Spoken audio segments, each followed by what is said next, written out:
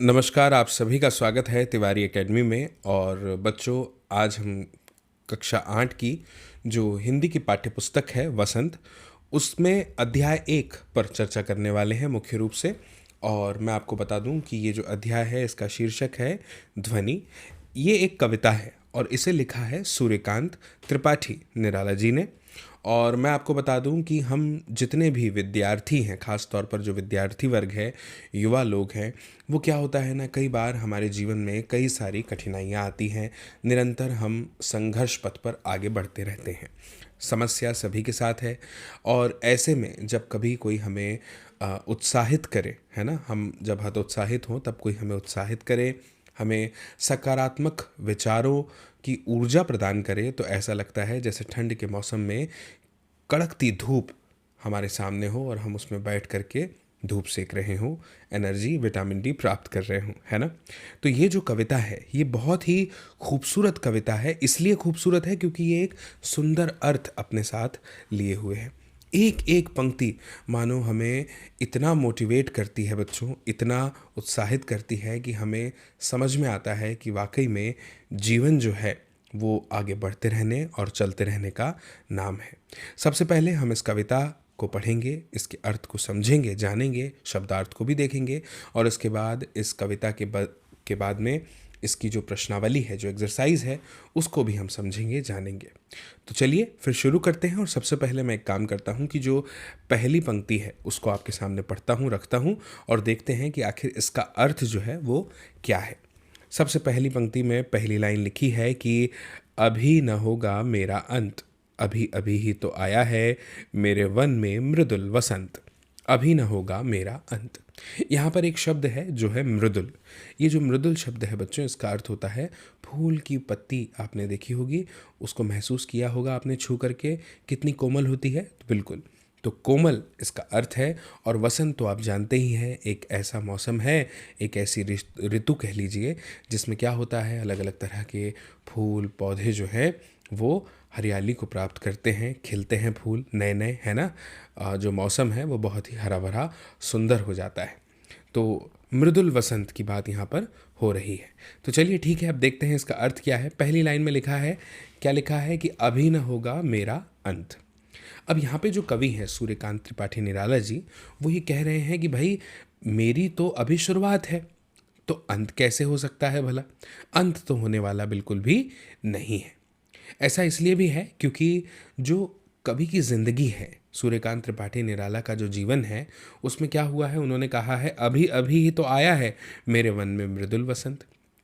यानी उनका जो कह लीजिए कि अमृत रूपी वन है, उसमें क्या आ गया है, उसमें आ गया है मृदुल वसंत, यानी एक ऐसा मौसम जिससे कि हरियाली जाग जाती है, यानी कि हरे भरे पौधे, फूल, पत्ती, ये सब। तो ये तो प्रकृति की बात हो गई है।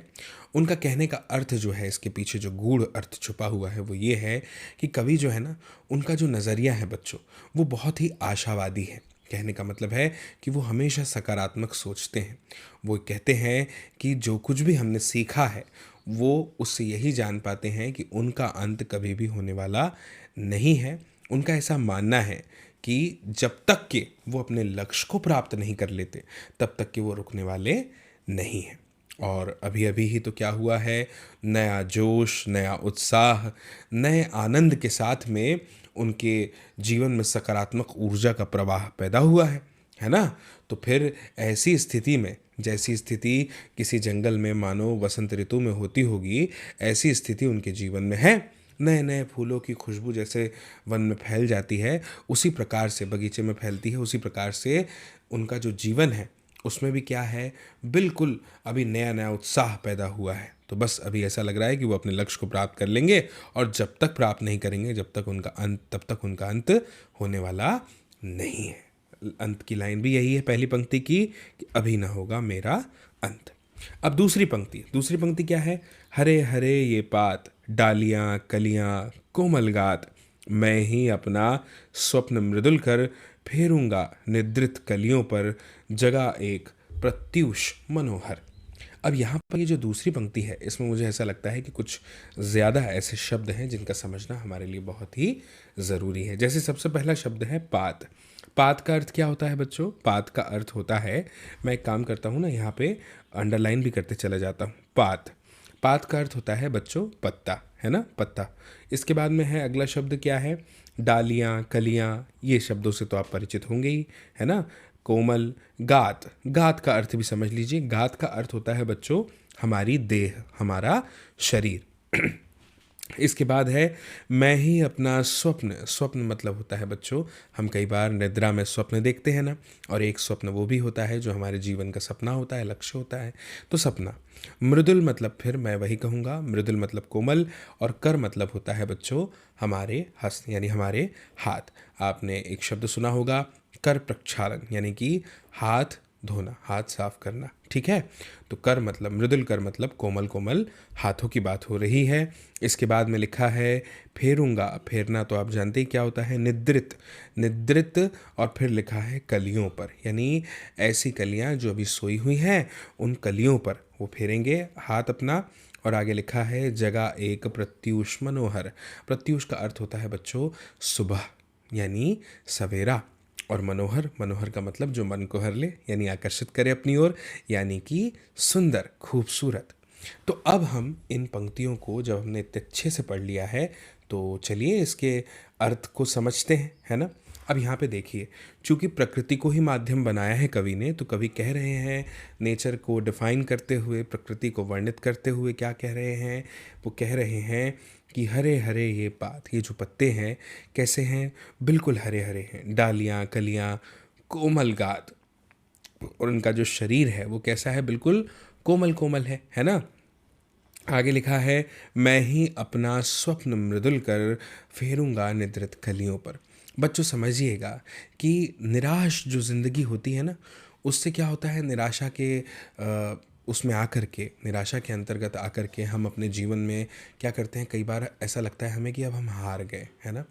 तो ज़िंदगी से जो हारे लोग हैं, कवि कह रहे हैं कि वो ना क्या करेंगे, ऐसे लोग जिन्होंने निराशा को अपना सहारा बना लिया है, निराशा के आगोश में आ गए हैं, उनको वो जीवन दान करेंगे। और आगे वे ये भी कहते हैं जैसे प्रकृति करती है ना, ठीक वैसे चारों ओर देखेंगे आपकी हरे भरे पेड़ पौधे जो हैं वो हैं, कलियां हैं खिली हुई है ना, जो अभी तक के सो रही है।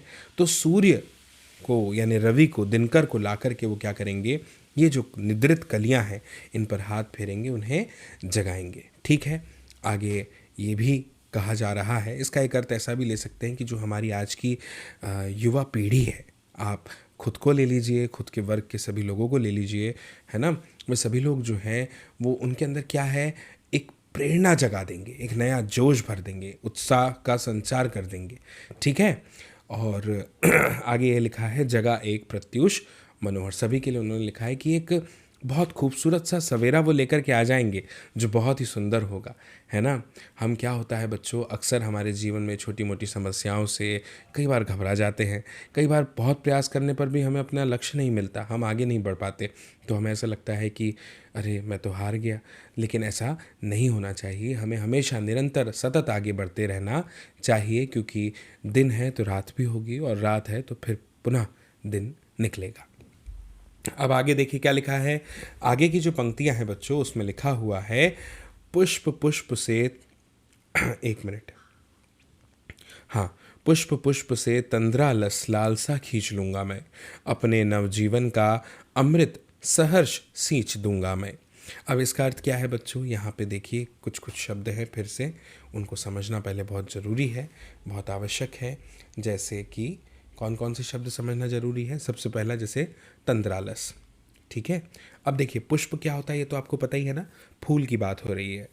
अब तंद्रालस का मतलब क्या होता है? तंद्रालस दो शब्दों से मिलकर बना हुआ है, तंद्र और आलस। तो तंद्र का मतलब होता है नींद, निद्रा, और आलस का मतलब तो आप जानते ही हैं, है ना। तो जो नींद में है और आलसी में भी है, यानी नींद से कह लीजिए कि आलस में डूबा हुआ है, लालसा खींच लूँगा मैं। अब यहाँ पे जो लालसा है इसका मतलब तो आपको पता ही है बच्चों, लालसा मतलब होता है लालच, ठीक है। फिर इसके बाद है अपने नवजीवन, यानी जो नया जीवन है उसकी बात यहाँ पर हो रही है, का अमृत सहर्ष सींच दूंगा मैं। अब सहर्ष मतलब बिल्कुल हर्ष के साथ, प्रसन्नता के साथ, खुशी के साथ, और अमृत मतलब होता है क्या, आप जानते ही हैं, सुधा, एक उसका पर्यायवाची कह लेता हूँ, ठीक है। इसके बाद में सींच दूंगा मैं, सींचना तो आप जानते हैं ना, खेतों में सिंचाई होती है, बिल्कुल। तो चलिए अब इस पंक्ति का अर्थ समझते हैं कि इसका अर्थ क्या होगा।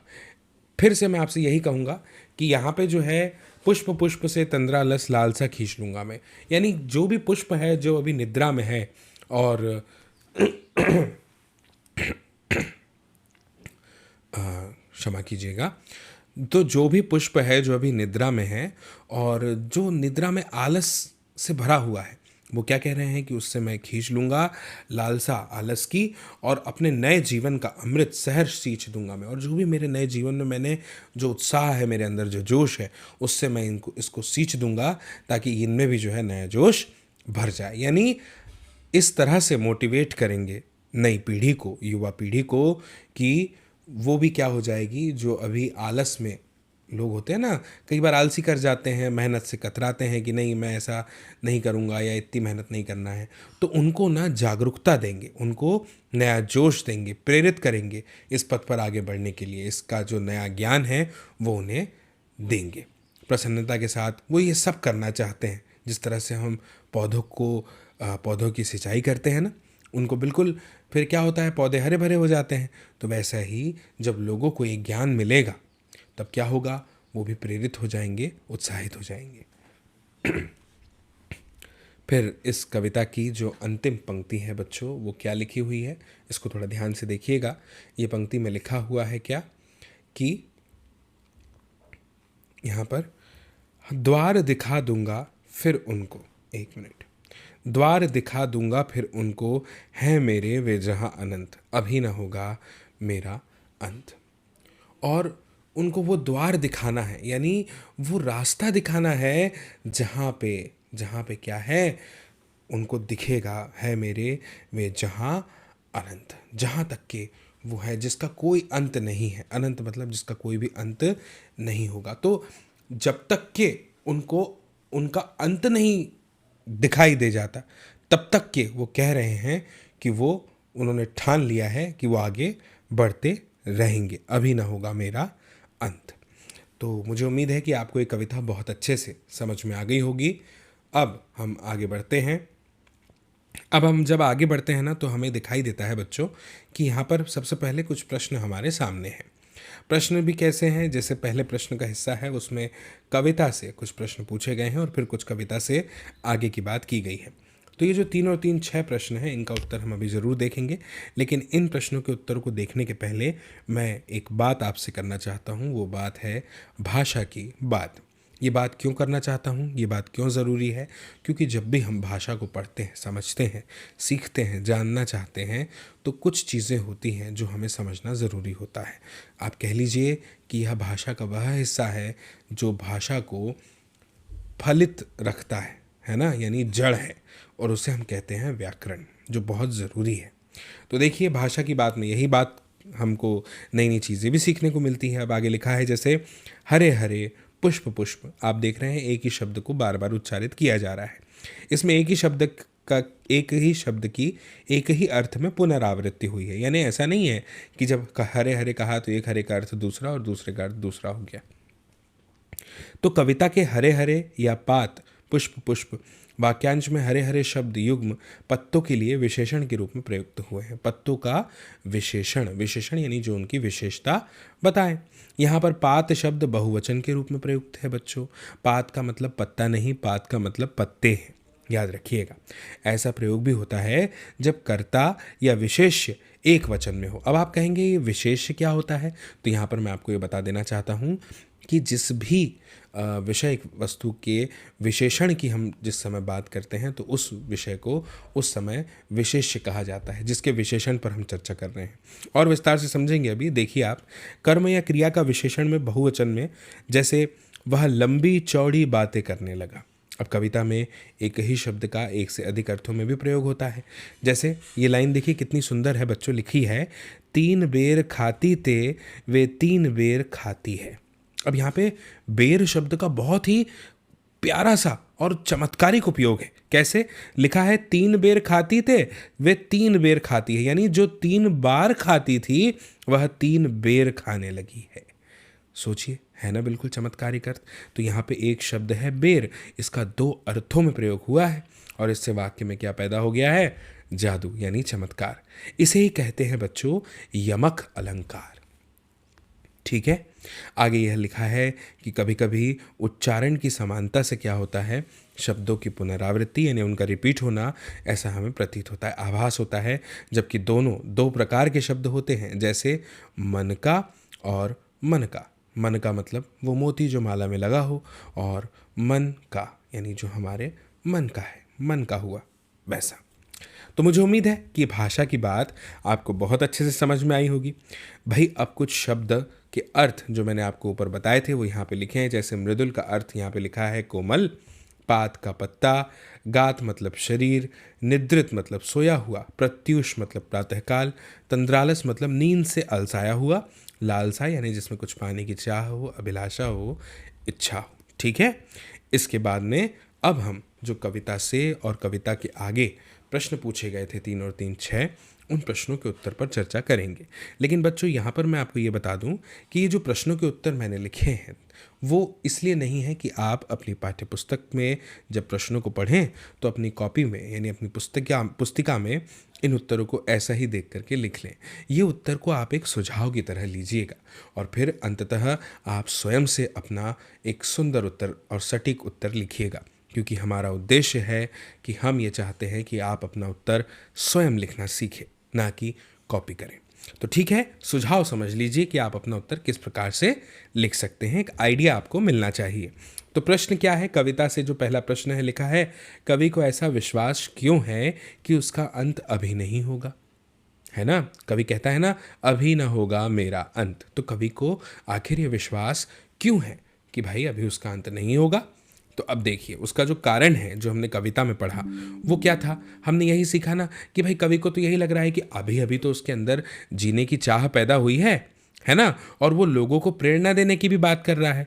अब ऐसे में अभी उसका अंत भला कैसे हो सकता है जब तक वो अपनी मंजिल न प्राप्त कर ले, या लोगों को, युवाओं को, नई पीढ़ी को उनकी राह ना दिखाए? तब तक तो संभव ही नहीं है ना कि उसका अंत हो जाए। तो इसीलिए कवि को ऐसा प्रतीत होता है। तो अगर आपको इसको सटीक ढंग से एक उत्तर के रूप में लिखना हो तो आप ऐसा लिख सकते हैं कि कवि के अंदर जीने का उत्साह है, इसलिए वह लोगों को प्रेरणा देने के साथ साथ युवाओं को प्रेरणा देना चाहता है कि उन्हें अभी जीवन में बहुत काम करना है। इसलिए वे आलस को छोड़कर यानी त्याग कर आगे बढ़ें और संसार को नई राह दिखाएं। इसलिए कवि को विश्वास है कि उसका अंत अभी नहीं होगा। ठीक है, मुझे उम्मीद है बच्चों कि आपको ये बिल्कुल समझ में आया होगा। बहुत ही सरल सा, प्यारा सा और एक गूढ़ अर्थ लिए हुए ये प्रश्न था, और ऐसे ही प्यारा सा, सुंदर, सरल इसका उत्तर है, जिन्हें शब्दों के सटीक उपयोग द्वारा तैयार किया गया। इसके बाद में अगला प्रश्न हमारे सामने है, प्रश्न क्रमांक 2। क्या है प्रश्न क्रमांक 2? कि फूलों को अनंत तक विकसित करने के लिए कवि कौन कौन सा प्रयास करता है? फूलों को कैसे विकसित करना है? अनंत तक विकसित करना है, और इसके लिए कवि कौन कौन सा प्रयास करता है? तो देखिए, अब समझिएगा उत्तर को मैंने कैसे लिखा है कि फूलों को अनंत तक विकसित करने के लिए कवि कलियों को फूल बनने तक और उसके बाद महकने के लिए अपने हाथों से स्पर्श करके उन्हें सहारा देता है ना। ये पंक्ति में हमने पढ़ा था इस बारे में कि कवि जो है तंद्रालस से जो भरी हुई कलियां हैं उनको स्पर्श प्रदान करना चाहता है। इस प्रकार वह युवा पीढ़ी को भी आगे बढ़ने और संसार में अपनी खुशबू फैलाने की प्रेरणा देता है। फिर प्रश्न क्रमांक 3 है कि कवि पुष्पों की तंद्रा और आलस से दूर हटाने के लिए क्या करना चाहता है, कि उन्हें आलस से जगाने के लिए क्या करना चाहेगा। तो कविता में जो पंक्ति है उसमें तो यही लिखा था कि वो अपना हाथ फेरेगा, है ना। और यहाँ पर पुष्प जो है यानी जो फूल हैं वो कैसे थे? बिल्कुल तंद्रालस से भरे हुए थे, यानी निद्रा के आलस से भरे हुए थे। यानी एक इशारा था उन नवयुवकों की और उन युवाओं की ओर जो आलस से भरे होते हैं। उन्हें कवि जोश के साथ आगे बढ़ने की प्रेरणा दे रहा है ना, प्रेरित कर रहा है। तो उत्तर को देखिए, ऐसा लिखा है मैंने कि कवि पुष्पों की तंद्रा और आलस से दूर करने के लिए उन पर अपने हाथ धीरे से फेरना चाहता है। यहाँ पर पुष्प आलस में सोए नवयुवकों के लिए प्रयोग किया गया है और उन्हें कवि जोश के साथ आगे बढ़ने की प्रेरणा दे रहा है। अब एक हिस्सा हमारे पास में ये भी है जो कविता से आगे प्रश्नों के अंतर्गत आता है कि ठीक है, कविता की बात तो हो गई, लेकिन अब आप ये बताइए कि कविता में जो कुछ चर्चाएं की गई हैं उनका वास्तविकता से क्या संबंध है या भौतिक जगत से क्या संबंध है। उस पर आधारित प्रश्न हमसे पूछे जाते हैं इसमें। जैसे कि पहले ही प्रश्न को ले लीजिए, कविता से आगे में लिखा है, वसंत को ऋतुराज क्यों कहा जाता है, आपस में चर्चा कीजिए। ये उत्तर तो निस्संदेह आपको चर्चा करके ही लिखना है, लेकिन फिर भी उस उत्तर को हमारी चर्चा मान लीजिए कि क्यों कहा जाएगा। आपको क्या लगता है वसंत को, पहले तो ये पता होना चाहिए कि वसंत कौन सी ऋतु है, जिसमें मैंने आपको बताया कि बिल्कुल जगह जगह हर पौधे में आपको फूल खिले हुए दिखाई देते हैं, है ना। तो हर तरफ हरा भरा सा माहौल होता है कि नहीं, तो हो सकता है इसीलिए कहा जाता हो। तो अगर ये उत्तर है तो कैसे लिखा जाएगा कि वसंत को ऋतुराज इसलिए कहा जाता है क्योंकि उस समय पूरी धरती फूलों से ढकी हुई होती है, चारों तरफ हरियाली छाई रहती है और पूरी प्रकृति दुल्हन सी सजी दिखाई देती है। तो मुझे उम्मीद है कि आपको समझ में आया होगा कि एक सटीक उत्तर आप कैसे दे सकते हैं। इसके बाद में एक अगला प्रश्न हमारे सामने है, वो है प्रश्न क्रमांक 2। क्या है प्रश्न कि वसंत ऋतु में आने वाले त्योहारों के विषय में जानकारी एकत्रित कीजिए। कि अब अगर ऋतु वसंत है तो फिर हो सकता है उससे संबंधित कोई त्यौहार हम मनाते हो, तो उनकी जानकारी एकत्र कीजिए और किसी एक त्यौहार पर निबंध लिख दीजिए। जिस भी त्यौहार की आप जानकारी इकट्ठी कर रहे हैं उसमें से किसी एक पर। तो देखिए अब इसका उत्तर मैंने कैसे लिखा है कि वसंत ऋतु में एक मिलते जुलते नाम के साथ में वसंत पंचमी के दिन ज्ञान की जो देवी हैं, ज्ञान की आराध्य देवी है सरस्वती जी, तो उनकी पूजा की जाती है और इस दिन पीले चावल या किसी भी पीली मिठाई का भोग माँ सरस्वती को लगाया जाता है। पंजाब में क्या होता है बच्चों, नई फसल आने की खुशी में बैसाखी मनाई जाती है और होली को रंगों का त्यौहार भी इसी ऋतु के अंत में आता है, जो आपसी कह लीजिए भाईचारे और सौहार्द का प्रतीक होता है। तो मुझे उम्मीद है कि आपको समझ में आ गया होगा कि आपको एक अच्छा उत्तर किस प्रकार से लिखना है, तैयार करना है। ठीक है, अब हम आगे बढ़ते हैं। आगे बढ़ते हुए बात करते हैं बच्चों प्रश्न क्रमांक 2 के बाद प्रश्न क्रमांक 3 की। प्रश्न क्रमांक 3 क्या है, अब थोड़ा समझिए। ऋतु परिवर्तन का जीवन पर गहरा प्रभाव पड़ता है। जब ऋतुएं बदलती हैं, मौसम बदलता है, तो पर्यावरण बदलता है। अब पर्यावरण क्या है, पर्यावरण तो वही है, एक ऐसा आवरण और घेरा है जो हमें चारों ओर से घेरे हुए तो है ही, खैर, लेकिन हमारी गतिविधियों से ये भी प्रभावित होता है। और न सिर्फ इतनी ही बात है, बल्कि अपनी गतिविधियों से ये हमें भी प्रभावित करता है बराबर रूप से।